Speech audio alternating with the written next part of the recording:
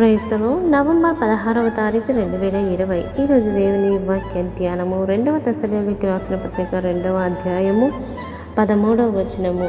ప్రభువు వలన ప్రేరేపింపబడిన సహోదరులారా, ఆత్మ మిమ్మను పరిశుద్ధపరచుట వలనను మీరు సత్యమును నమ్ముట వలనను రక్షణ పొందుటకు దేవుడు ఆది నుండి మిమ్మును ఏర్పరచుకొనెను కనుక మేము మిమ్మల్ని బట్టి ఎల్లప్పుడూ దేవునికి కృతజ్ఞతాస్తుతులు చెల్లించబద్ధులమై ఉన్నాము. ఆమేన్. నా ప్రియ నేస్తమా, రక్షణ ఎక్కడ పడితే అక్కడ దొరకదు. అది దేవుని కృప ద్వారానే మనకు దొరుకుతుంది. కేవలము క్రీస్తు దగ్గర మాత్రమే దొరుకుతుంది. ఈ రక్షణను పొందుకోవాలంటే సత్యము కలిగి ఉండాలి. అబద్ధమైన దానిని, అసత్యమైన దానిని విడిచిపెట్టాలి. సత్యం అనగా ఏమిటి? అసలు సత్యం ఏంటి? ఒకసారి చూద్దాం.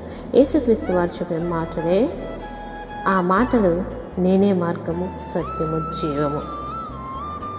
అలాగే దేవుని వాక్యమే సత్యం అనే పరిశుద్ధ లేఖనం సెలవిస్తుంది. అంటే మన ప్రభు అయిన యేసు తను చెప్పిన మాటలే సత్యములు.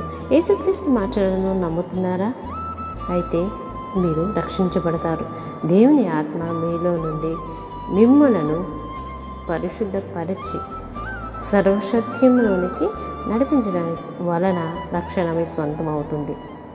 అప్పుడే మనం దేవుని చేత ప్రేరేపింపబడి నిత్య జీవంలోనికి ప్రవేశించగలుగుతాం. మరి నిత్య జీవంలోనికి మీరు నేను ప్రవేశించడానికి సిద్ధపడాలి అంటే ప్రార్థనలో ఉందాం. ఆమేన్.